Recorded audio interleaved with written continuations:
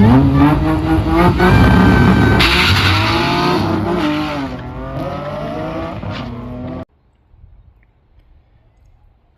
going on, guys? Got the J swap here. We're just doing a little headlight bracket.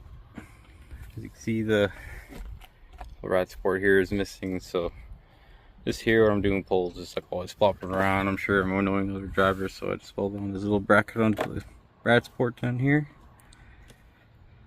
And that side's all done. I've already done it, unfortunately, but I will show you guys the progress on the other side, which isn't as needed because it's up against the Supercharger, but we're gonna put one on there anyways. And yeah, I'll show you guys the material I'm about to use.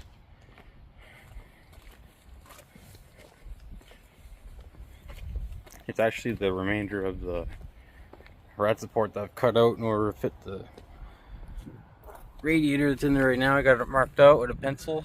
I had some help with some cardboard and scissors to figure out the shape. It worked the same for both sides. This is around like 16th inch mild steel, nothing too heavy, doesn't need to be fancy, just keep it floating around. I'm going to get this cut out and mocked up, and I'll show you guys that here in a second. Alright, we got the piece cut out. It is down here. It's got one bolt on the top. This is the rod support. I've already cleaned this up with the wire wheel. And yeah, just trying to get the fitment good with the headlight. This bumper isn't really that great. Mostly just trying to get a gap here between the Supercharger and the headlight. That's the only place where it's touching. So I'm gonna get this welded up here and take the bumper off and headlights and maybe get a little coat of paint on that. We'll see. Alright, we're back. As you can see, it looks a little different. I pulled the headlights and bumper off. You can see my battery relocation I've done last year. Just a pretty crude amount I need. But back to the task at hand. This is the one I just got welded on here. I welded both of them on both sides. Probably not necessary, but you know, I like to do everything a little bit extra. So I think I'm going to probably pull this rad support off. I'm thinking just two 10 mils for the rad and then a couple 12s on the where the rad support bolts up. I'll pull it off and then squirt a little paint on there and get this thing back together, hopefully before the rain comes, because it's not looking good. Alright, so we got these things cleaned and painted. We'll let this dry for a few minutes and then I'm just going to bring it inside because I hear thunder in the horizon. So I guess the next time you'll see me will probably be tomorrow or whenever it's nice out, and we'll continue on putting the front end together. Alright, what up guys, it's going to be day 2 on making the headlight brackets. It's been really windy, so you guys can probably hear. So I ended up actually making this little bracket here. I got rid of the ratchet strap. So now the battery's actually bolted in. So yeah, I'm going to start throwing this crash support back on and I'll give you an update when I get there. Alright, I got it bolted up. It fits this as usual. It's got 2 bolts on each side, one in there, one down there. Same thing over here. And it's got 2 10mm bolts for the radiator itself. But I'm going to pause on putting the headlights in just yet. I'm actually going to pull this pulley off here and get some measurements off of it because I would like a little bit more boost.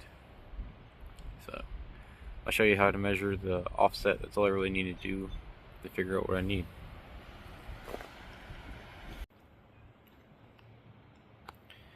Alright, here we are. We got the pulley off the Supercharger in here, and You can see it looks pretty worn out. But I did find the spacer behind there, so you want to make sure you keep that and put that back where it was if you're going to put this pulley back on. So what we're going to do is we're going to measure the offset of the pulley, which is the distance between this flange and the first groove at the deepest point, so right in the middle of the groove. So because this has a washer in there already, what I'm going to do is I'm going to take this, I'm going to sit on top of the washer right where it sits. Sorry for the camera skills here. And this laptop is pretty flat, so I already got this. I've already done this, so I already know it's going to be about 11 millimeters. You can, if I can get it to look clear, it's around 11 millimeters.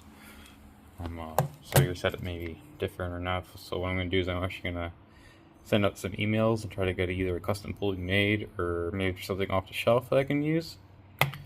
I'll also get a measurement without the washer in case maybe that's an option as well. So yeah, that's how you measure the offset on your supercharger pulley.